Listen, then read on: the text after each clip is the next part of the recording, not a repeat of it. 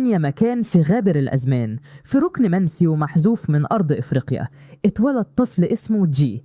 جسده كان هزيل وعليل، وكأنه طالع من قلب المجاعة، كأنه اتولد ومكتوب على جبينه اللعنة، لدرجة إن الناس قالوا إنه تسبب في موت أمه وهو لسه بيصارع عشان يخرج للدنيا.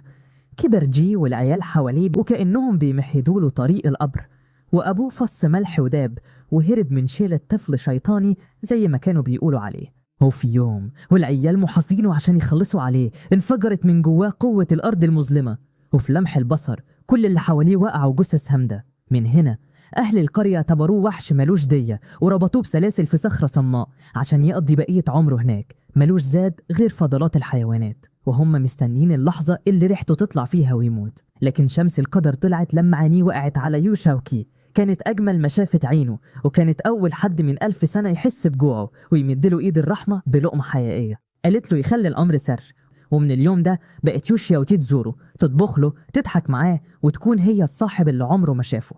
مع الوقت بقت هي الدفى اللي مستعد بيحميه بروحه.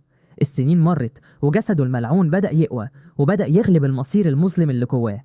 بس فجأة حلت مجاعة ونشف الزرع والضرع، وكبار القرية بعقولهم الضالة قالوا إن جي هو اللي بيمتص خير الأرض.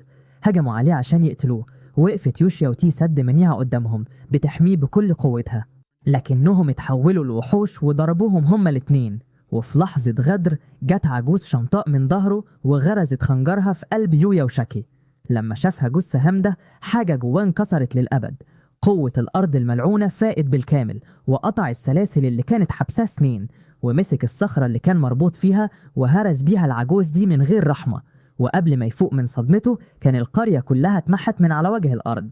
بس ما كانش فارق معاه، يوشاوكي راحت خلاص، وما بقاش حيلته غير وردة زرعها بدموعه على دراعها. دم أهل القرية سال وعمل بحر من الزهور الحمراء، وقوة غامضة استنسخت روحه في جسد جديد، وحاكم خفي صح جواه القوى المحرمة تاني عشان يدمر العالم كله.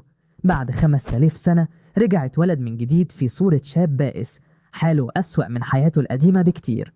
أهله الجداد عذبوه فقتلهم هم كمان بقوته، وضيع كل اللي يملكه في القمار. الدنيا كانت كارهة وجوده لدرجة إنه ما كانش بيعرف ينطق بكلمة قدام بنت، وريحته كانت تقطع الخميرة من البيت من كتر الفقر. وهو واقف بيسلق شوية رامن يسد جوعه، انشق نسيج الزمن وخرجت قدامه دورة بجمال يسحر العقول. وقبل ما يستوعب، دورة صغرت حجمها وبدأت تشفط الأكل بتاعه ببرود، وقالت إن اسمها دورة، وبدأت تستعرض حركات غريبة ومرعبة من قوتها المحرمة. جاي اللي ما كانش عنده طاقة لمجايب القدر حاول يغرقها في التويلت ويخلص منها، بس مفيش فايدة، كانت وراه في كل حتة، حتى هو رايح جامعته بالعجلة. كانت بتتباهى إنها تقدر تحقق له كل أمانيه، وهو مش طايقها، لدرجة إنه رماها قدام باص عشان يخلص منها. وبرضه فضلت عايشة في الجامعة، وشها الرخم كان بيطلع له من شباك الفصل، بتترجاه يعمل معاها عهد وتشتمه بأسوأ الألفاظ، وفي الآخر صرخ فيها قدام الكل عشان تسكت. فالمدرس أهانه قدام الطلبة كلهم وقال له إن ده سبب فشله، والكل ضحك على حياته الزبالة. لما عرف إن مفيش حد شايف دورة غيره، حاول يهرب وهي نايمة، وهو خارج جات له بنت بجواب حب، لكن دورة طلعت من شنطته واتريقت عليه وقالت له مين دي اللي ممكن تحب واحد زيك. فجي اتجنن وصرخ في دورة، ورعب البنت الغلبانة اللي هربت من قدامه وهي بتجري من الخوف. رضي بنصيبه وقدره إنه هيفضل وحيد طول عمره، وبعد شوية رجع ومعاه شوية تسالي، وترجى تورها تسيبه في حاله. بكت وقالت له إن الحاكم اللي سيده بيتخلى عنه بيفضل تايه للأبد، وقبل ما تختفي طلبت منه يتمشوا سوا لآخر مرة. وفي المشوار مسكت إيده ونقلت طاقتها لعينيه وخلته يشوف حقيقة العالم المستخبية. قالت له إن كل البشر جواهم بذرة مستدعي، بس هو كان آخر واحد يتولد على وجه الأرض، وشايل في روحه قوة 12 حاكم يقدر بيهم يخلص العالم أو يمحيه. وفجأة ظهرت القطة مياو من قلب شجرة، وسألت دورة البطل جاي لو حابب يغير مصير الكون معاها، وحط إيده في إيدها، صوابعهم اتشبكت والجاذبية انهارت، والعهد بينهم اتمضى واتحفر في الزمن. وقتها دورة ضحكت عليه وقالت له إنه وقع في فخها وإنها هتفضل ملازمة لظله للأبد. بس جيك كان فرحان من جواه، لأن ده معناه إنها بقت ملكه ولازم تطيعه. دورا ما عجبهاش الكلام، طارت بيه في السما وجناحاتها مفرودة، وكانوا هيخبطوا في مبنى لولا إنه سيطر عليها قبل ما يغمى عليها من التعب. وبالليل النور قطع في بيته لأنه ما دفعش الفواتير بعد ما خسر فلوسه كلها في العملات الرقمية. فدورا صحيت جواه قوة مكنونة، النور طلع للسما ونزل زي ذرات دهب شفت جراحه. ولما سألها هي فعلا حاكم، حكيت له عن ماضيها من 3 مليون سنة، عن حرب طحنة بين حكام وجبابرة دمرت العالم، وإنها فضلت مسجونة في العدم والوحدة لحد ما عقلها كان هيطير. جاي حاول يواسيها واستمتع بلحظة هدوء نادرة لما بطلت رغي، وقبل ما يناموا فضل يفكر حياته كمستدعي هتمشي ازاي، وهو مش داري ان في بنت غامضة بتراقبه من فوق السحاب. تاني يوم في المدرسة في الأخبار أذاعوا ان في واحد فاشل اتشاف وهو بيطير في الجو، والمذيعين قعدوا يتريقوا عليه وكأنه وجبة للتسلية. وبعد 3 مليون سنة من غير أحداث، دورا طلبت منه يدهن لها مرطب على ظهرها وكأنها طقوس مقدسة، بس جي لبس سماعاته ونفض لها تماما. وفجأة طلع وحش نباتي بلوامس من مكان مجهول، خطف دورا وبدأ ياكل فيها وكأنها فريسته. دورا صرخت ورمت علبة المرطب لجي، ولما رفع عينه كانت اتبلعت خلاص وما بقاش فاضل منها غير أثر على وشه. الوحش جري وجي طار وراه، ودورا بتصرخ وتقوله إن قوتها مش هتشتغل إلا لو قرب منها.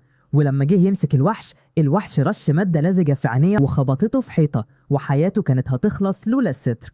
الوحش هرب وسط زحمة احتفال، وجي تاه منه تماما.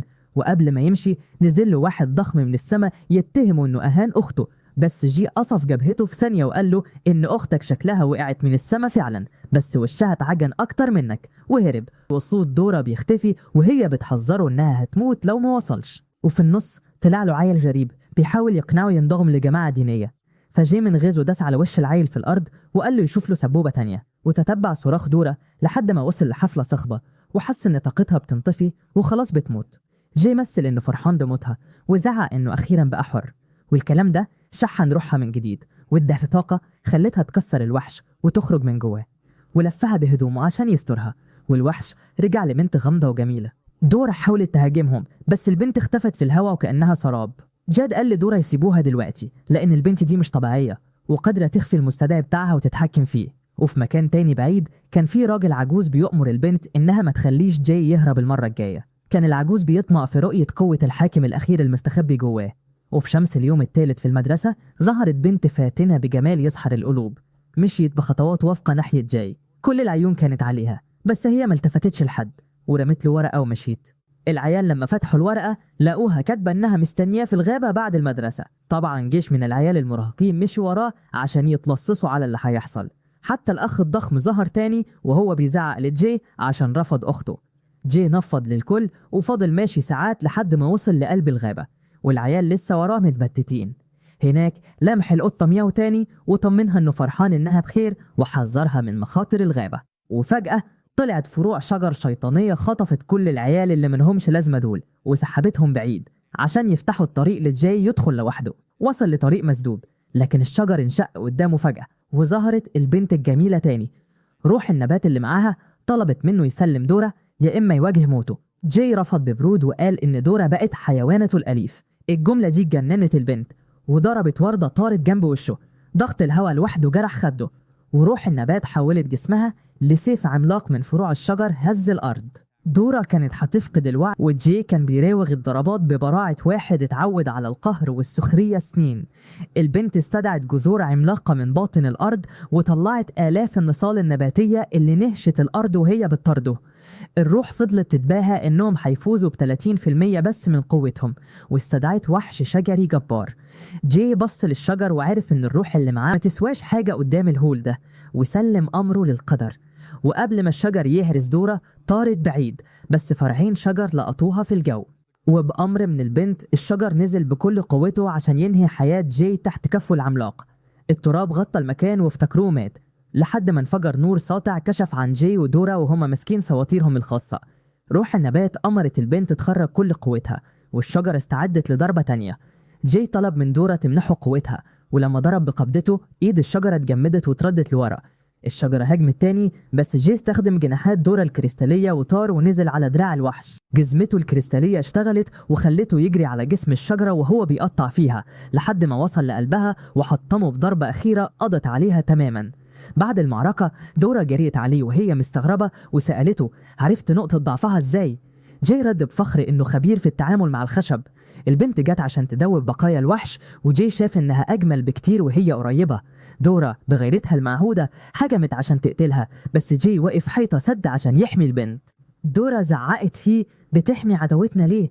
قال لها ان البنت دي ما استخدمتش ولا حتى نص قوتها الحقيقية، وكان ممكن تمسح بيهم الارض بسهولة. ولما دورا بصت حواليها اكتشفت جيش كامل من وحوش النبات مستني الإشارة. روح النبات قالت إن جي بس هو اللي نجح في الاختبار، ودورا بسرعة اقترحت يروحوا يتغدوا سوا قبل ما تتفرم.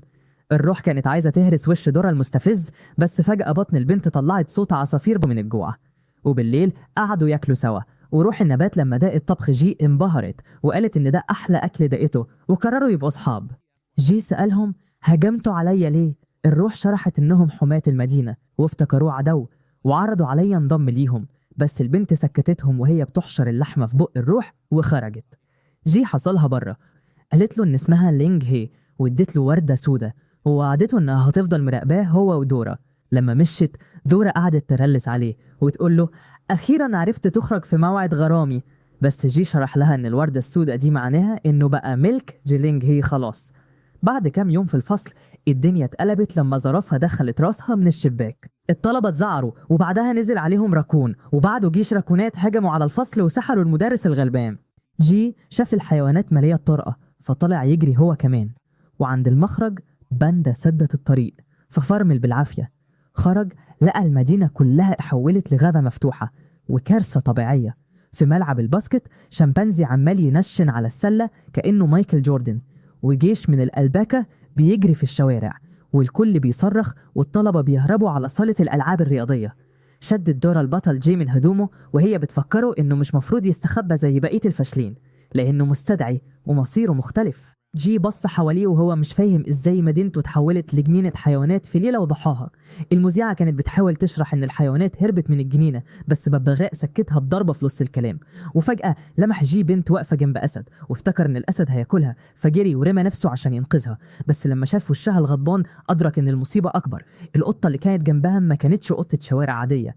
جي حاول يمسك القطة عشان ياخدها يربيها، بس القطة الشيطانية خربشت وشه في ثانية وجريت تستخبى ورا البنت الغامضة. دورا حذرت جي وقالت له إن البنت دي ريحتها غريبة ولازم يفضل صحيلها. في نفس اللحظة كانت لينج هي وروح النبات بتاعتها مراقبين البنت من فوق السطوح.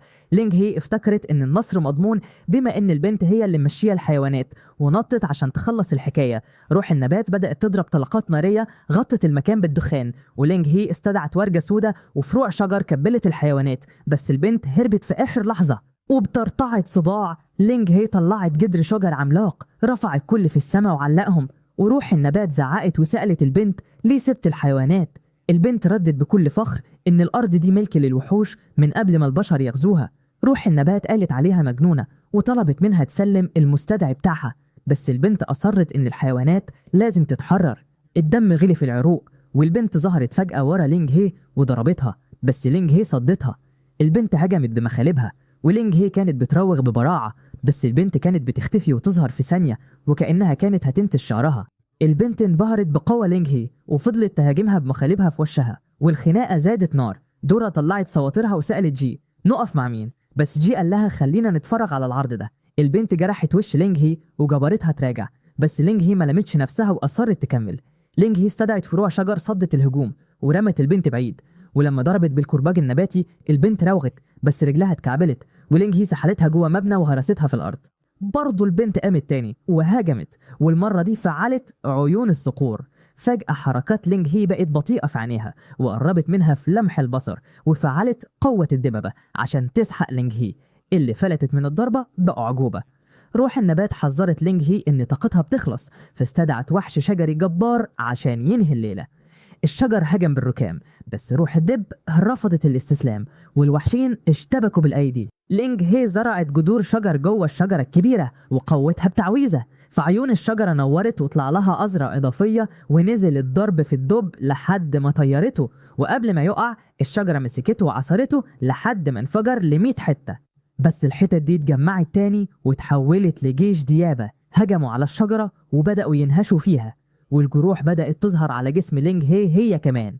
فدورت الشجرة وخلتها نسخة حادة زي النصل، لفت لفة واحدة قطعت الديابة الحتت.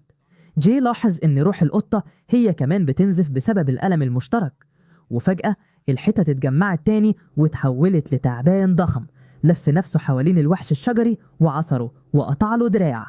الشجرة رمت التعبان في الحيطة، بس الاتنين كانوا بينهاروا.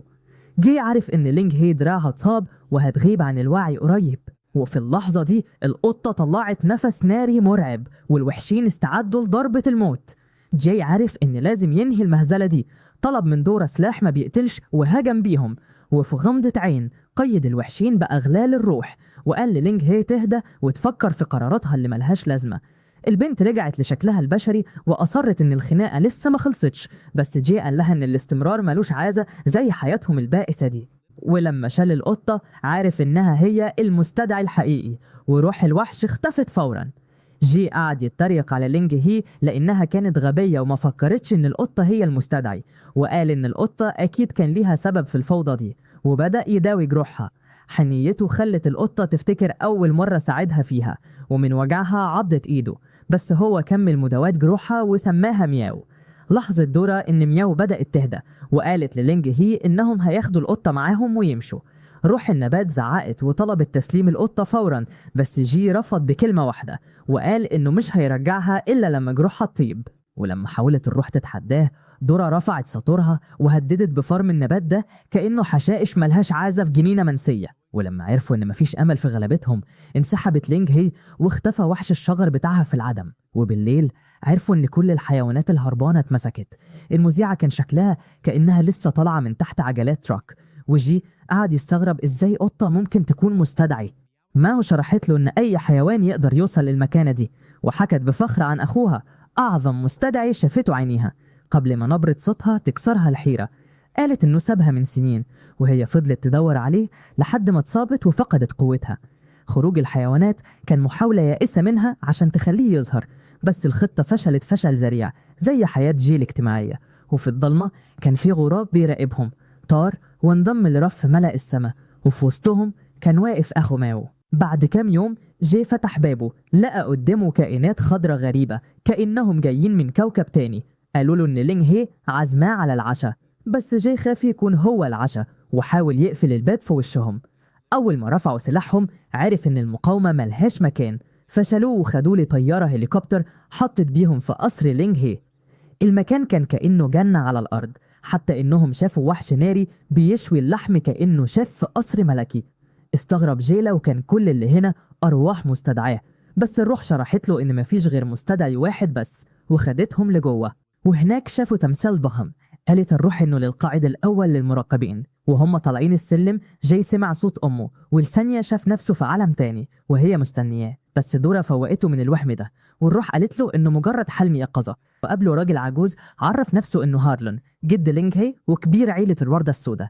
دورا افتكرته مجرد عجوز عادي، بس بإشارة واحدة من إيده هارلون أجبرهم يقعدوا على كراسيهم بقوة هبته اللي هزت المكان.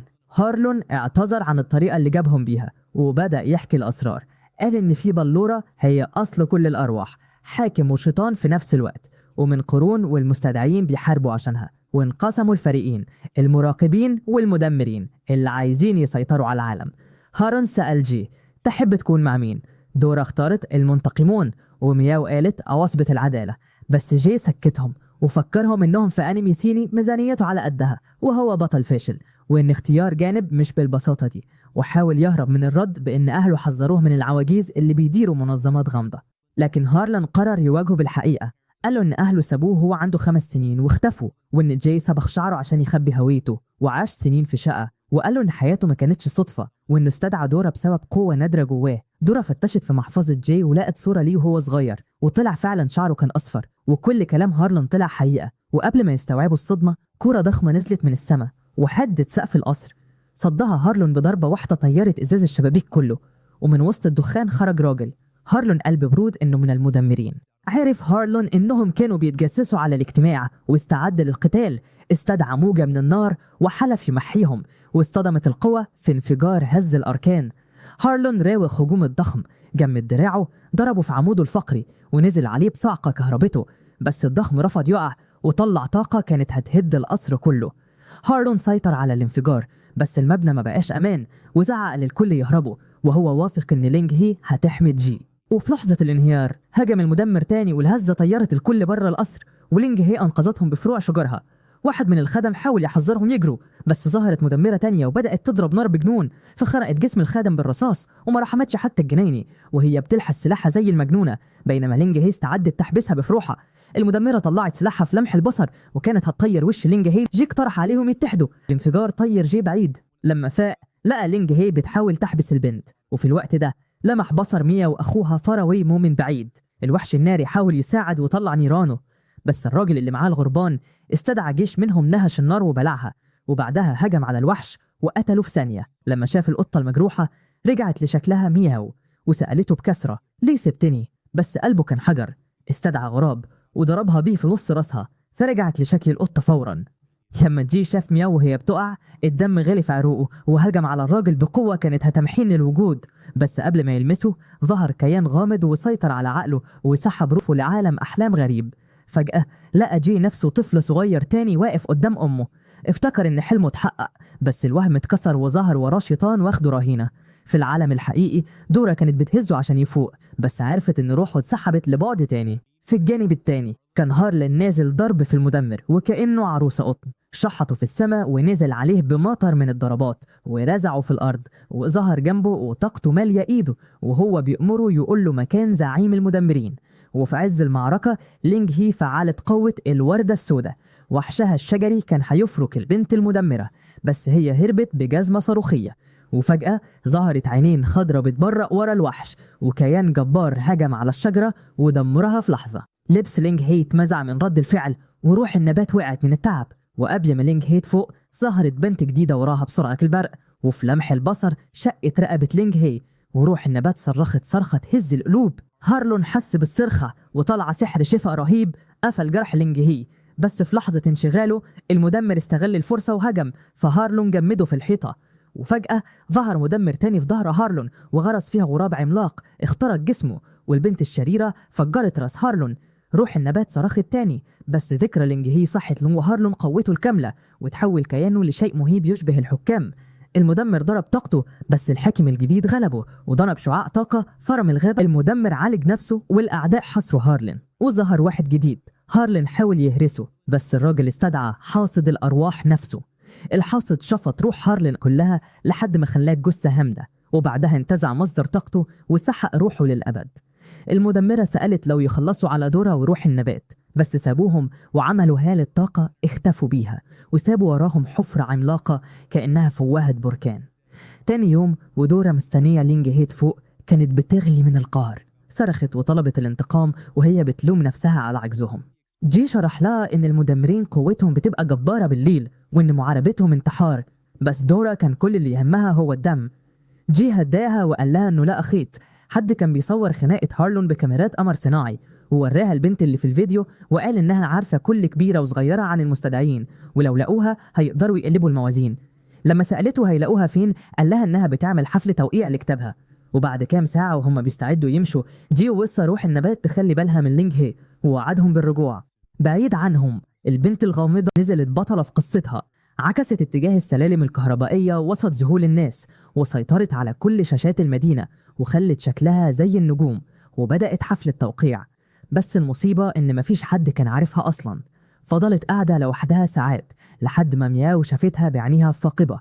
جاي شك إنها تكون خطر وطلب من البنات يفضلوا بعيد، والبنت اتنهددت وهي شايفة إن مفيش نسخة واحدة من كتابها اتباع. جاي قرب منها وقعد يشكر في كتابها وكأنه أعظم رواية. البنت كانت هتطير من الفرحة واشترى منها كل النسخ، فقالت إن ده أحلى يوم في حياتها. بس الحقيقة إنها كانت عارفة هو مين وسألته مباشرة أنت عايز إيه؟ كشف جي عن هويته وفي لمح البصر استدعت البنت دورا ومياو.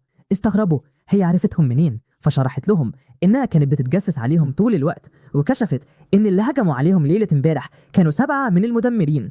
قوتها الخاصة كانت في موبايلها وبيه قدرت تخترق حتى أكتر المباني الحكومية سرية. دورا خطفت الجهاز عشان تشوفه، بس البنت حذرتها إن الجهاز ده كمان بينذرها بالخطر، وفي اللحظة دي صرخ جهاز الإنذار ونطوا كلهم بعيد عن انفجار. لولا الستر كان خلص عليهم.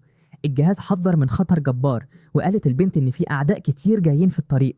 طلعت تجري والكل وراها وقالت لهم إنها هي المستهدفة، بس جي رفض يسيبها لوحدها بالعافية فلتت من ضربة تانية والآلات طايرة ناحيتهم، فنطوا من فوق الكوبري ونزلوا في عربية طارت بيهم في ثانية. جاي استغرب مين اللي سايق، فكشفت البنت إنها بتتحكم فيها بجهازها. الآلات فضلت تطاردهم بضرب نار ما بيتوقفش. البنت قالت إن دول أرواح من رتبة قليلة وهتقطع عنهم الإشارة عشان ما يتصلوش بالدعم.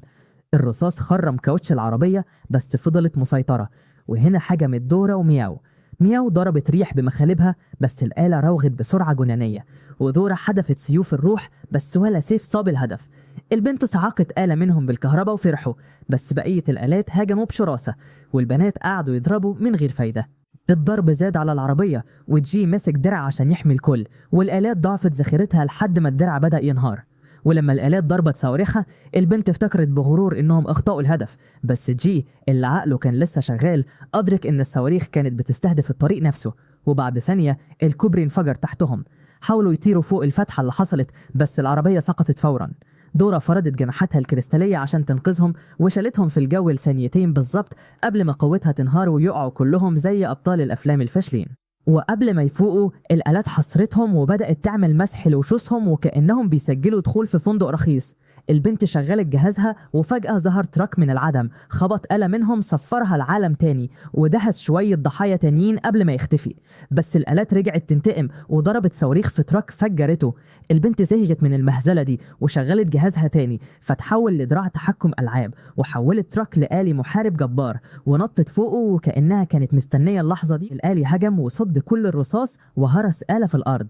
حاولت تحتفل بس آلة تانية ضربت الآلي بتاعها فدمرتها هي كمان وانتزعت قلب الطاقة بتاعها. آخر آلة حاولت تهرب بس هي حصلتها وهرستها زي صفيحة كنز. الكل انبهر لحد ما لاحظوا تسريب بنزين، وقبل ما تلحق تصلحه الآلي انفجر وطيرها في السماء. ولما جريوا عشان يساعدوها اكتشفوا صدمة القرن، البنت اللي عملت فيها بطلة طلعت في الحقيقة ولد. جاي عرفوا فورا هو نفسه الواد الغريب اللي شافه وهو بيدور على دورا. حتى مياو قالت له روح في داهية، بس جي شاف ان الولد ده ممكن ينفعهم فعزموا ينضم ليهم، لكن ستان تردد وما كانش عايز ينضم للمجموعة الأغبياء دول على حسب قوله. تاني يوم جوه عربية ستان قعد يتباهى ان العربية دي بيته ومعمله السري. دورا ما كانش فارق معاها وشايفاها مجرد مجنون ملوش عازة. جي سأل هنلاقي المدمرين ازاي؟ ستان كشف عن خريطة بتوضح تحركات الطاقة الروحية، نقط خضراء للأرواح اللي لسه صاحية ونقط حمراء لنشاط المدمرين. ولما سرع الزمن قدامهم شافوا النقط الحمراء بتبلع الخضراء وعرف جي الحقيقة المرعبة، المدمرين بيسرقوا قوى المستدعيين. بعدها ستان عرض مسح القصر هارلون ليلة الهجوم وجي لاحظ أرواح كتير كانت متخزنة جواه وفهم كل حاجة. القصر كان مخزن للأرواح المختومة والمدمرين هاجموا عشان يسرقوها كلها. ستان كشف إن كل الأرواح صحيت في نفس اليوم وجي أكد إن دورا ظهرت في نفس اليوم ده بالظبط. الموضوع ده خلى ستان يشك وسأل دورا هي مين بالظبط. ذكرياتها رعبتها فستان أمرها تسكت وقال إن الإجابات كلها مستنية في أنقاض القصر. وصلوا لمكان الدمار وشغل ستان نظام الاستطلاع فظهرت شبكة نور مسحت الأرض كلها. لقى روح الكاميرا الخاصة بالعيلة وقدر يدخل لذاكرتها ويعيد بناء مشهد الجريمة في صورة هولوجرام قدام عينيهم. وراهم أول المدمرين مستدعي من رتبة الأرض دخل من بوابة مستخبية فتحها مستدعي أبعاد جبار. المهاجم التاني كانت البنت بتاعت سلاح النار اللي كانت كأنها قاذفة لهب ماشية على رجلين. جاي حكى لهم إنه فقد الوعي وقت الخناقة وصحي في عالم أحلام غريب، فستان عرض هولوجرام تاني بيوضح إن مدمر تالت خطف عقل جاي وسيطر عليه. بعدها عرفهم بالعضو السادس اللي هجم على لينج هن الضلمة واسمه شادو، وفي الآخر وراهم آخر المهاجمين اللي قتل هارلون وشفط الأرواح كأنه مكنسة بتسحب النفوس. لما المجموعة تتبع الأثر لحد حفرة عملاقة ستان قال إن السبب الحقيقي للهجوم مدفون في قاع الحفرة دي.